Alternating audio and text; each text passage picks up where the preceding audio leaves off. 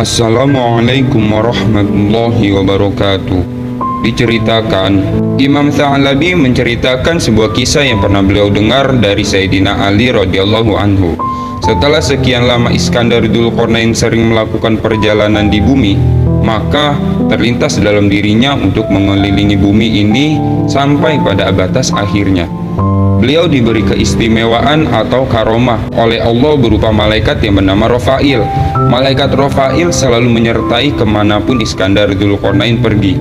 Suatu ketika Iskandar Dzulqarnain berbincang-bincang dengan malaikat Rafail. Iskandar Dzulqarnain bertanya kepadanya, "Wahai Rafail, coba ceritakan bagaimana ibadah malaikat yang berada di langit." Pinta beliau, "Di langit ada malaikat yang selalu beribadah dan tidak pernah mengangkat kepalanya selamanya. Ada yang selalu bersujud dan tidak pernah mengangkat kepalanya. Ada juga yang melakukan ruku terus-menerus dan tidak pernah mengangkat kepalanya."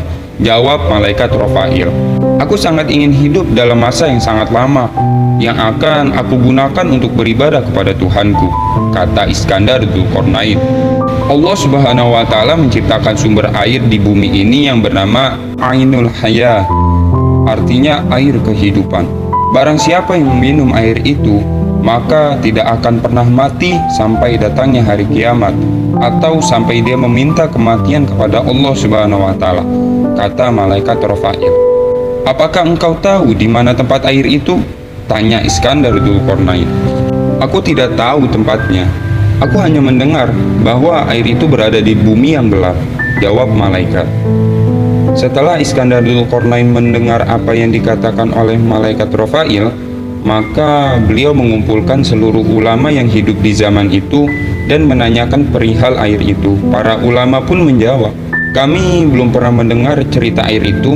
Tetapi ulama lain berkata, "Aku pernah membaca dalam wasiat Nabi Adam bahwa Allah menciptakan tempat yang gelap di bumi ini, dan di dalam tempat gelap itu ada air hayat." Jawab salah seorang dari ulama tadi. "Di bagian yang mana dari bumi ini?" tanya Iskandar Dzulqarnain. "Di tempat munculnya matahari," jawab ulama tersebut. Setelah mengetahui tempat air hayat, maka Iskandar Dzulqarnain mempersiapkan bekal untuk mencari tempat tadi. Persiapan itu meliputi kendaraan yang memiliki penglihatan yang sangat tajam, yakni kuda betina yang masih perawan. Beliau mengumpulkan kuda betina yang perawan sebanyak 1.000 ekor dan membawa 7.000 manusia yang semuanya adalah orang-orang yang pandai dan tangguh. Sementara Abul Abbas, atau yang lebih dikenal sebagai Nabi Khidir, adalah menteri untuk ketentaraan beliau. Sebagai menteri, maka Nabi Khidir berada di posisi paling depan dari barisan prajurit yang dibawa. Beliau beserta prajurit yang dibawa berjalan dengan gigih tanpa kenal lelah menuju ke arah munculnya matahari, yang mana garis perjalanan mereka lurus dengan arah kiblat. Perjalanan mereka kali ini tidak tanggung kepalang, 12 tahun lamanya. Singkat cerita, 12 tahun telah berlalu. Kini tibalah mereka di tempat yang memakan waktu lama untuk mencarinya. Tempat Ainul Hayah, tempat air hayat yang begitu gelap.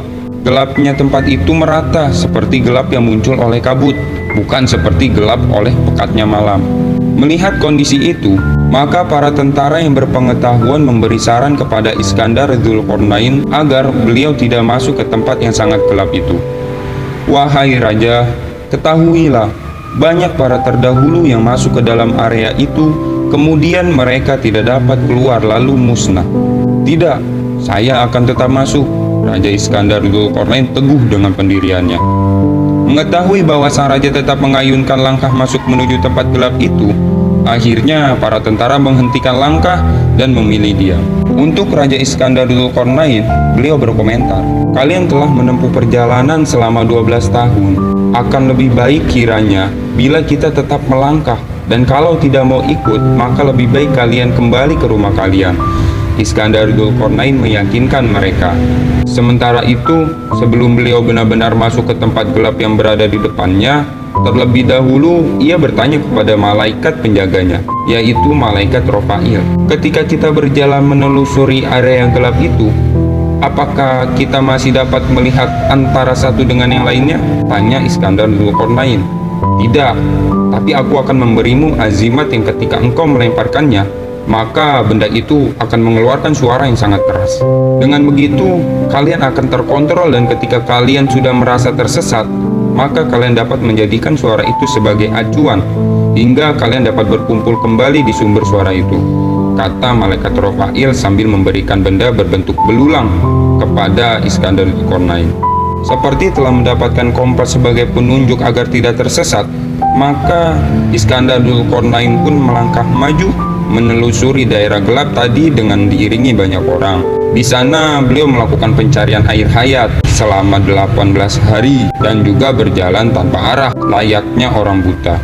Pasalnya, dalam waktu selama itu mereka sama sekali tidak melihat matahari, rembulan, malam, siang, burung, dan hewan darat. Namun tidak ada yang menyangka apa yang telah menjadi rencana Allah. Nabi Khidir yang juga ikut serta dalam pencarian itu, tapi tidak satu kelompok dengan Iskandar Dzulqarnain, tiba-tiba mendapatkan wahyu dari Allah Subhanahu wa Ta'ala. Sumber Ainul Hayah atau air kehidupan itu berada di sebelah kanan jurang dan tidak akan aku berikan kepada selain dirimu. Begitulah isi wahyu yang Nabi Khidir terima. Karena telah mendapatkan pernyataan khusus dari Allah, maka beliau berpesan kepada kawan-kawannya yang lain, tetaplah kalian di tempat dan jangan beranjak sebelum aku kembali. Beliau pun berjalan dengan mengendarai kuda menuju jurang sesuai dengan yang ditunjukkan oleh wahyu yang ia peroleh tadi. Tidak membutuhkan waktu yang lama, sumber air kehidupan telah terlihat oleh beliau. Maka beliau pun turun dari kudanya dan cepat membuka pakaian. Setelah siap, beliau masuk ke dalam kolam sumber air kehidupan itu. Beliau mandi serta tidak lupa meminum air tersebut yang menurut keterangan rasanya lebih manis daripada madu sekalipun. Usai mandi dan minum, maka beliau pun langsung memakai baju dan kembali ke tempat teman-teman beliau. Kejadian ini tidak ada orang yang mengetahuinya sekalipun Iskandar Dzulqarnain sendiri. Dari sinilah bisa kita simpulkan bahwa Nabi Khidir yang juga sepupu dari Iskandar Dzulqarnain masih hidup sampai datangnya hari kiamat. Bada'i'uz Zuhur Haramain halaman 158 dan 163. Kesimpulan, meskipun Raja Dzulqarnain mengerahkan segala daya upaya untuk mendapatkan air kehidupan, namun Allah adalah zat yang maha memaksakan kehendaknya telah menentukan bahwa Nabi Khidirlah yang akan mendapatkannya. Sehingga ketentuan itu tidaklah dapat dirubah, tak ada satu orang pun yang dapat mengganggu gugat atas apa yang telah Allah tentukan, sebagaimana cerita Raja Dzulqarnain yang mencari air kehidupan.